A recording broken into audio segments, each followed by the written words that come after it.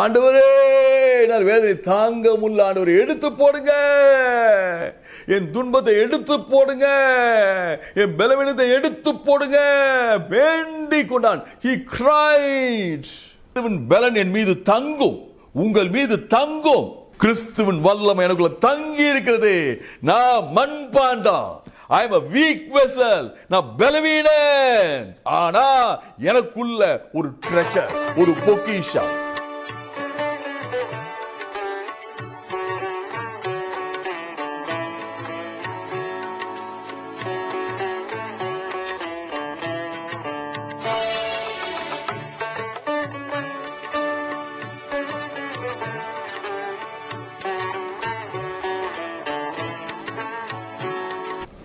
கர்த்தருக்குள் பிரியமானவர்களே, உங்கள் அனைவருக்கும் இயேசு கிறிஸ்துவின் இனிய நாமத்தினால என் சார்பாகவும் ரேணுகா சார்பாகவும் வாழ்த்துக்கள். நாம் இந்த நேரத்தில் நமக்கு ரொம்ப தேவையான ஒன்றை பார்த்துட்டு இருக்கோம். கிருபை. நேற்று சவுல் எப்படி பவுலாக மாறினார். கிருபைன்னு என்னன்னே தெரியாத ஒரு மனுஷனை ஆண்டவர் கிருபையை முழங்குவதற்காக, பறை சாற்றுவதற்காக தெரிந்து கொண்டார்.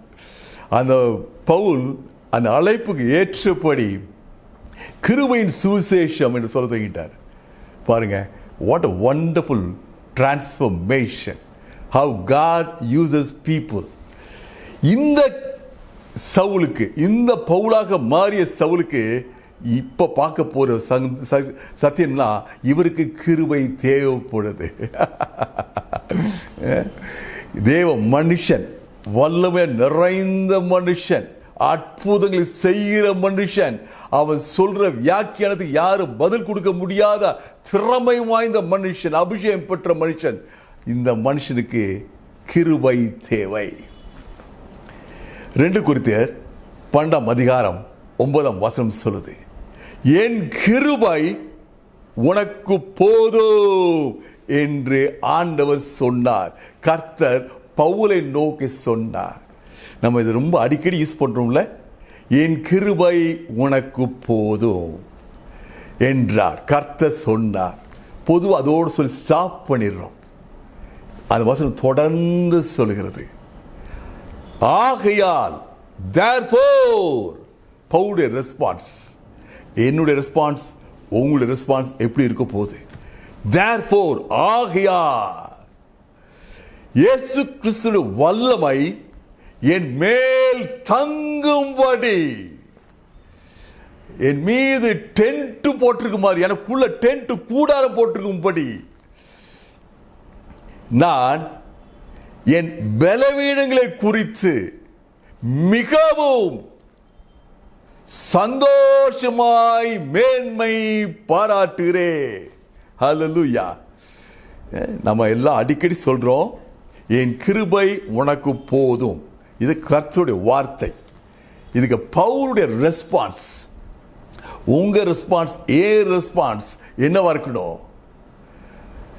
ஆண்டு சொல்றாரு, என் கிருபை உனக்கு போதும், பலவீனத்தில் என் பலன் பூர்ணமாய் விளங்கும். சொன்ன பவுலுடைய ரெஸ்பான்ஸ், therefore, ஆகையால். நான் என்ன பண்ண போறேன்? இயேசு கிறிஸ்துவுடைய வல்லமை என் மேல் தங்கும்படி என் பலவீனங்களை குறித்து நான் மிகவும் சந்தோஷமாய் மேன்மை பாராட்டுவேன். joyful boast, praise God. பிரியமானவர்களே, நம்ம மத்தியில் அநேகருக்கு, எல்லாருக்கும் சொல்லுவேன், பலவீனங்கள், ஆவி ஆத்மா சரீரங்கள்ல பலவீனம். சரீர பலவீனம் எல்லாருக்கும் புரியும், எல்லாரும் வெளியே சொல்றோம், எனக்கு தலையில வலி, முதுகுல வலி, காலில் வலி, இப்படிலாம் சொல்றோம். அதே மாதிரி ஆத்மாவில் பலவீனம், கோபம், பொறாமை, அதிர்ச்சி, அவதூறான வார்த்தைகளை யோசிப்பது, அவதூறமான காரியங்களை யோசிப்பது, இது ஆத்மாவுடைய பலவீனம். ஆவியில பலவீனம், ஜபம் செய்ய முடியல, ஜபத்துக்கு வாழ்க்கையில் முக்கியத்துவம் கொடுக்க முடியல, என்னால் துதிக்க முடியல, சொல்லிட்டே போகலாம். எல்லாருக்கும் பலவீனங்கள், நெருக்கங்கள், போராட்டங்கள், இடுக்கண்கள். இதுல வசனம் சொல்லுது, உன் பலவீனத்தில் என் பலன் பூர்ணமாய் விளங்கும். பலவீனத்தில் என் பலன். யார் பலன்? இயேசு கிறிஸ்து, உயிர் தெழுந்த இயேசு கிறிஸ்துடைய பலன். Power, power of Christ, power of cross. என் பலவீனத்துக்கு இடை கூறுவது, பதில் கூறுவது, ரெஸ்பான்ஸ் கூறுவது, மேற்கொள்வது சிலுவையின் வல்லமை, இயேசுவின் வல்லமை. ரெண்டு காரியங்கள் இருக்கு, பலவீனம், பலன். சாத்தான் கொடுவது பலவீனம், போராட்டம், துக்கம், இடுக்கன். இயேசு அதுக்கு எனக்கு கொடுப்பது அவருடைய பலன், சிலுவையின் பலன். இப்ப முக்கியமான காரியம்னா, நாம் எதை ஃபோக்கஸ் பண்ணுறோம், எதை பார்க்குறோம். நான் பலவீனத்தை, போராட்டத்தை, துக்கத்தை பார்க்குறேனா, ஃபோக்கஸ் பண்ணுறனா, இல்லை எனக்கு வருகிற தேவ பலன், கிறிஸ்துவின் பலனை நான் பார்க்குறேனா? இதுதான் டிசைட் பண்ணுறது. என்ன தெரியுமா? பலவீனத்தில் என் பலன் பூர்ணமாய் விளங்கும் என்று சொன்னார். ஆகையால் கிறிஸ்துவின் பலன் என் மீது தங்கும்படி, என் வாழ்க்கையில் எதுமா தங்கும்? நான் எதை நான் நாடுகிறேன், நான் எதை நான் சார்ந்து வாழ்கிறேன். நான் பலவீனத்தை நாடி அதைவே பார்த்துட்டு இருக்கேனா? இல்லை, நான் கிருபையை பார்த்து, கிருபையை சார்ந்து வாழ்கிறனா? கிருபையை சார்ந்து வாழ்ந்தால் கிறிஸ்துவின் பலன் என் மீது தங்கும், உங்கள் மீது தங்கும். சொல்லுங்க, வாயை திறந்து சொல்லுங்க. எல்லாரும் சொல்லுவோம், இங்க இருந்தாலும் சொல்லுவோம், கிறிஸ்துவின் பலன் என் மேல் தங்கும். கிறிஸ்துவின் பலன் என் மேல் தங்கும். ஹல்லேலூயா. ஆகையால் நான் என்ன பண்றேன்? பலவீனங்களை குறித்து நான் மிகவும் சந்தோஷமாய் மேன்மை பாராட்டுகிறேன். யாரும் இந்த பகுதியை வாசித்து ஒரு பகுதியை மட்டும் வாசித்தாங்கன்னு தெரியும், அவங்களுக்கு புரியாது. எப்படி இந்த மனுஷன் பலவீனத்தை குறித்து சந்தோஷப்படுறான், எப்படி பலவீனத்தை குறித்து மேன்மை பாராட்டுகிறான்? அதான் பவுலுடைய சீக்ரெட். இந்த பலவீனம் வரும்போது என்ன ஆகுதுமா? that is the point at which Christ power dwells in me. பலவீனம் வரும்போதுதான் கிறிஸ்துவினுடைய பலன் என் மேல் வந்து தங்குது, எனக்குள்ள செயல்படுது, எனக்குள்ள கிறிஸ்துவின் வல்லமை கூடாரம் போடுது, எனக்குள்ள கிறிஸ்துவின் வல்லமை பாய்ந்து செல்கிறது. கிறிஸ்துவின் வல்லமை என்னுடைய தேவைகளை, என் பலவீனங்களை முற்றிலுமாக சந்திக்கிறது. ஹல்லேலூயா. ஃபோக்கஸ் கிறிஸ்துவினுடைய வல்லமை, கிறிஸ்துவினுடைய கிருபை மீது. ஜனங்க பொதுவாக நான் சொல்வேன், விசுவாசிகள் சில பேர் நினைக்கலாம், ஒருவன் விசுவாசியா இருந்தா வாழ்க்கையில பிரச்சனைகளே கிடையாது. இதுவும் தவறு. இன்னும் சில பேர் நினைப்பாங்க, பிரச்சனை வந்துச்சுன்னா ஏன் தெரியுமா காரணம்? எனக்குள்ள, தனக்குள்ள ஒரு குற்றம் இருக்கு, ஒரு பாவம் இருக்கு, அதனால ஆண்டவர் என்னை சோதிக்கிறார். ரெண்டும் தப்பான எண்ணங்கள், ரெண்டும் தப்பான எண்ணங்கள். ஒருவேளை உங்க வாழ்க்கையில வேதனைகள், குறைகள், பலவீனங்கள் இருந்தா நீங்க ஒருவேளை நினைக்கலாம், நான் அந்த காலத்தில் பண்ண தப்போ, நான் ஏதோ தப்பு பண்ணிட்டேனோ, எனக்கே புரியல. இல்லை, இது சாத்தானுடைய ட்ரிக். சாத்தானுக்கு தெரியும், நான் ஆண்டவருடைய கிருபையை சார்ந்துட்டேனா அவருடைய வல்லமை என் வாழ்க்கையில வந்து கூடாரம் போடும், என் வாழ்க்கையில செயல்பட தொங்கும், என் லைஃப்ல கிரைஸ்ட் பவர் ரிலீஸ் ஆகும். Praise God. சாத்தான் கொடுக்கிறது பலவீனம். யாக்கோபு 1ஆம் அதிகாரம் 13ஆம் வசனம் எல்லாரும் வாசிக்கணும். யாக்கோபு 1:13. தேவன் நம்மை சோதிக்கிறவர் அல்ல. ஹல்லேலூயா. பொல்லாங்கினால், வியாதியினால், திண்டாட்டத்தினால், வறுமையினால் என்னை சோதிக்கிறவர் தேவன் அல்ல. Clear clear. சாத்தான் கொடுக்கிறது சோதனை, சாத்தான் கொடுக்கிறது பலவீனம். அந்த பலவீனத்தை கிருபை பலனாக மாற்றுகிறது. ஹல்லேலூயா. பவுலுடைய ரகசியம் அதுதான். இந்த வசனம் சொல்லுது, கிருபை போதும். ஹல்லேலூயா. போதும் என்ற வார்த்தை ஒரு மிகப்பெரிய விருந்து சாலை. சங்கீதம் 103:11 சொல்லுது, பூமிக்கு வானம் எவ்வளவு உயரமா இருக்கிறதோ அதுபோல எனக்கு பயப்படுற உங்கள் மீது என் கிருபை பெரிதா இருக்கிறது. ஹியூஜ், இம்மென்ஸ், என் தேவைக்கு மிஞ்சி.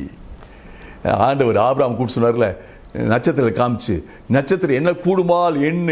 அதே மாதிரிதான் நானும் நீங்களும் யோசிக்க வேண்டியது, பூமிக்கு வானம் எவ்வளவு தூரம் நினைச்சு பார்த்தா முடியுமா? கணக்கு போட்ட முடியுமா? அவ்வளவு பெரியதே. என் கிருபை உனக்கு போதும் போதும். இன்னைக்கு ஆண்டவர் உங்களோட பிரசங்கத்தை கொடுக்கல, ஒரு வெளிப்பாடை, ஒரு ரெவலேஷனை. உங்க வாழ்க்கைக்கு ஒரு தேவை உண்டு உண்டு உண்டு. அது கிருபை. பவுலுக்கு தேவை கிருபை. ஆண்டவர் சொன்னாரு, என் கிருபை உனக்கு போதும். பலவீனம், உனக்கு பலவீனம் இருக்குல்ல, இந்த பலவீனத்தில் என் பலன் பூர்ணமாய் விளங்கும் என்று சொன்னார். இந்த வசனத்தை அப்படியே மனசுக்குள்ள இறக்கணும் நீங்க. ஆகையால் கிறிஸ்துவின் வல்லமை என் மேல் தங்கும்படி என் பலவீனங்களை குறித்து நான் மிகவும் சந்தோஷமாய் மேன்மை பாராட்டுகிறேன். இது ஒரே ஒன்று, இன்னும் ஒரு 10 நிமிஷம் பார்க்க போகிறோம். பார்க்கும்போது ஒன்னே ஒன்று புரிஞ்சுக்கணுமே, பவுலுடைய அழைப்பு எப்படிப்பட்ட அழைப்பு. நேற்று பார்த்தோம், அப்போஸ்தலர் 9:15-16 அங்கே அழைப்பு ரொம்ப கிளியர் ஆண்டு சொல்றார். பவுலுடைய ஊழியம் எப்படிப்பட்ட ஊழியம். இவன் ராஜாக்களுக்கும் புறஜாதியர்களுக்கும் இஸ்ரவேல் ஜனங்களுக்கும் என் நாமத்தை சொல்லுவான். இவன் அதிகமாய் பாடுபடுவான். Price God. இந்த கான்டெக்ஸ்ட்ல நாம் எல்லாரும் வரப்போற பகுதியை பார்க்க போறோம். 2 Corinthians 12:7-10 பார்க்க போறோம். இதை அநேக முறை வாசித்த பகுதி. இன்னைக்கு ஆண்டவர் நம்மோட எப்படி பேசுகிறார். 2 Corinthians 12:7 துவங்குறேன். என் மாம்சத்திலே ஒரு முள் கொடுக்கப்பட்டது. முள் என்ற வார்த்தை, இந்த முள்ளு மனுஷனுடைய மாம்சத்தில் இருக்கலாம், இந்த முள்ளு மனுஷனுடைய ஆத்மாவில் இருக்கலாம், இந்த முள்ளு ஒரு மனுஷனுடைய ஆவியில் இருக்கலாம். இங்க பவுல் யூஸ் பண்ற வார்த்தை என்னன்னா ஸ்கோலப்ஸ். அதாவது டென்ட் கட்டுறதுக்கு உபயோகப்படுத்துகிற ஒரு கூர்மையான மர அல்ல இரும்பு ஆடி. மேபி ஒரு 8 இன்ச் 10 இன்ச் பெருசாக இருக்கலாம். கூர்மையாக உள்ள அது பேர் ஸ்டேக். டென்ட் உபயோகப்படுத்துறது. இந்த சின்ன பிரச்சனை இல்லை, அவனுக்கு பெரிய பிரச்சனை. அதான் சொல்ல வரேன். ஏதோ முள்ளுன்னா ரோஜா புள்ள ஒரு சின்ன முள்ளு குத்துச்சு அந்த மாதிரி இல்லை, ஒரு பெரிய வேதனை வாழ்க்கையில். ஒரு முள் கொடுக்கப்பட்டது என் மாம்சத்தை. கிளியர். அவனுடைய ஆத்மால அல்ல, அவனுடைய ஆவியில் அல்ல, மாம்சத்தில். இந்த பெயின் எப்படின்னா அது என்னை குட்டும். அது குட்டினா இல்லை, ஒன் டைம் பெயின் இல்லை. எனக்கு 5 வருஷத்துக்கு முன்னால் ஒரு தலைவலி வந்துச்சு, எனக்கு 8 வருஷத்துக்கு முன்னால் ஒரு முதுகுவலி வந்துச்சு, போன வாரம் எனக்கு ஒரு இது வந்துச்சு, அப்படி இல்லை. குட்டும், கண்டினியூஸ் பெயின். அருமையான ஒரு சத்தியம் வருது. குட்டும் சாத்தானுடைய காரியம். நான் இப்போ பார்த்தோம் இல்லையா, ஆண்டவர் என்னை உங்களை சோதிக்கிறவர் அல்ல. இந்த முள் யார் கொடுத்தது? சாத்தான். ஹல்லேலூயா. இந்த முள்ள ஆண்டவர் எனக்கு கிரீடமாக, உங்களுக்கு கிரீடமாக மாற்றுகிறார். The thorn is going to become your crown. The thorn given by Satan is going to be converted by grace as your crown. Unga crown. Praise God. நான் அது என்னை விட்டு நீங்கும்படி நான் 3 தரம் கர்த்தரிடத்தில் வேண்டிக் கொண்டேன். யாரும் நினைக்கக்கூடாது இவன் பிரியமா இருக்கு நான் மேன்மை பாரு சொன்னால இவன் ஆசையா போய் எனக்கு பிரச்சனை கொடுங்க முள்ள கொடுங்கன்னு கேட்கல. He is a human being. ஆண்டவரே இதை எடுத்து போடுங்க அப்படி சொல்லல. வார்த்தை சொல்லுது வேண்டி கொண்டார். Pleaded with God. ஆண்டவரே நான் வேதனை தாங்க முடியல ஆண்டவரே எடுத்து போடுங்க, என் துன்பத்தை எடுத்து போடுங்க, என் பலவீனத்தை எடுத்து போடுங்க வேண்டி கொண்டான். He cried. அதுக்கு ஆண்டவர் பதில் கொடுத்தார். பிரியமானவர்களே கவனமா கவனிங்க. பதில் கொடுத்தார் ஆண்டவர் அவருடைய வேண்டுதலுக்கு, அவருடைய விண்ணப்பத்துக்கு. அப்படியே with passion you pleaded. இதுக்கு ஒரு பதில் கொடுத்தார். ஆனா பதில் அவன் கேட்ட பதில் இல்லை, பவுல் கேட்ட பதில் இல்லை. இது ஆண்டவர் வேற பதில் கொடுக்கிறார். நானும் நீங்களும் பதில் எதிர்பார்க்கணும். ஆனா நான் கேட்டதுதான் ஆண்டவர் பதில் கொடுக்கணும் எதிர்பார்க்க கூடாது. ஆண்டவர் பதில் மேன்மையான பதில். ஹல்லேலூயா. உங்களோட இப்ப பேசு வசனம்.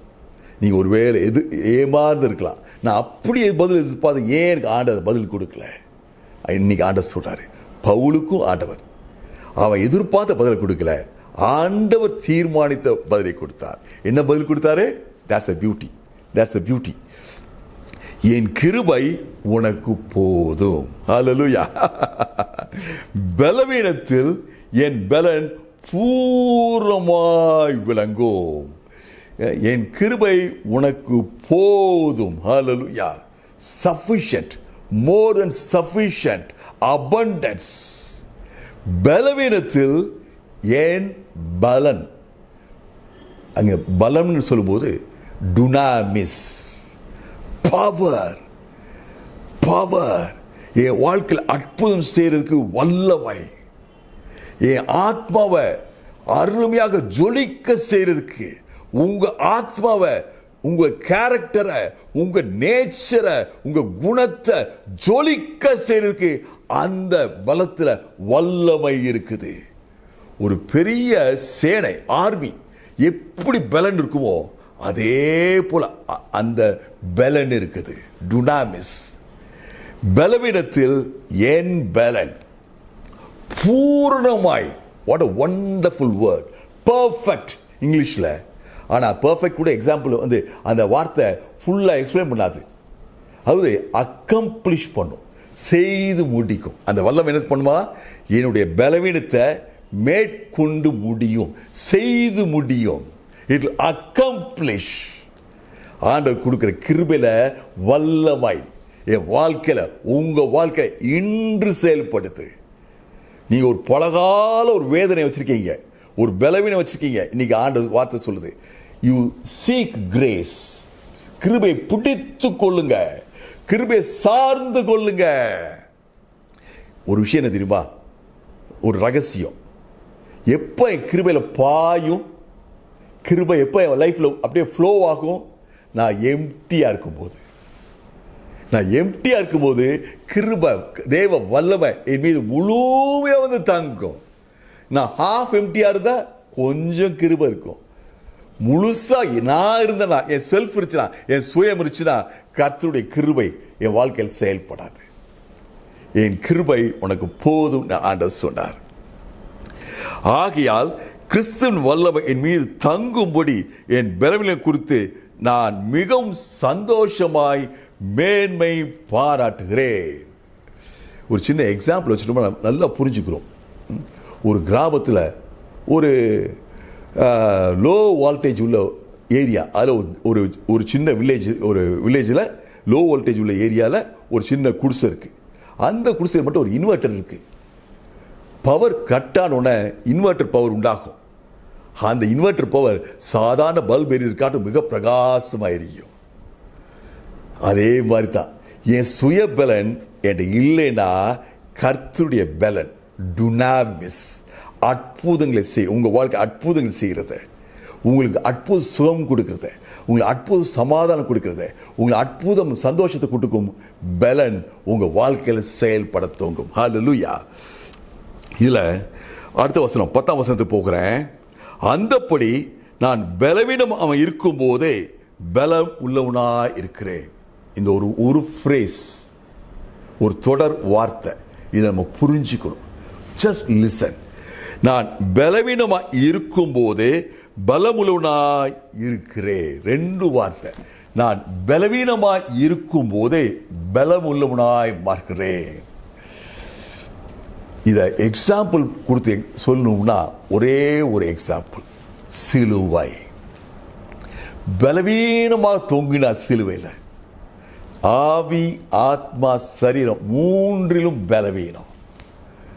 சரீரத்தை பலவீனம், உடம்பு ஃபுல்லாக காயம், ரத்தமுலாம் போகுது, மூச்சு விட முடியல, நான் தாகமாக இருக்கிறேன். சரீர பலவீனம்.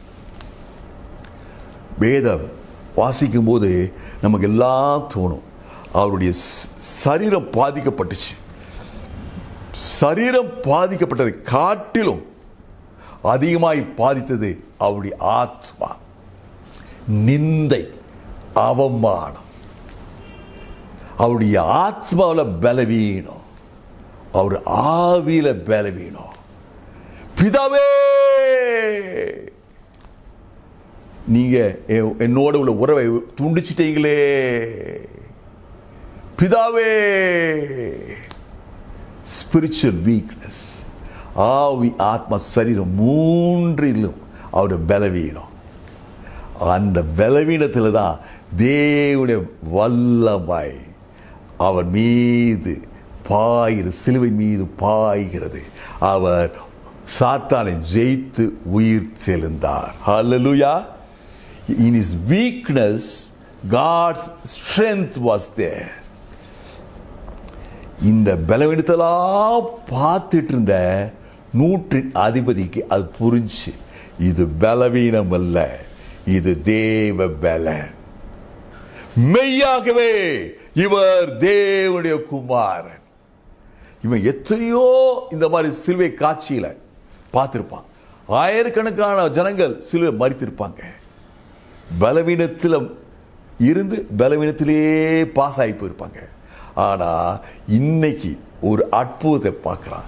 இந்த பலவீனத்தில், இயேசு கிறிஸ்துவுடைய பலவீனத்தில் தேவனுடைய வல்லமை. There's power of God in the weakness of Jesus on the cross. உங்க பலவீனத்தில் கர்த்தருடைய வல்லமை செயல்பட போகுது. அன்னைக்கு 100 அதிபதி சொன்னா, மெய்யாகவே இவர் தேவனுடைய குமாரன்.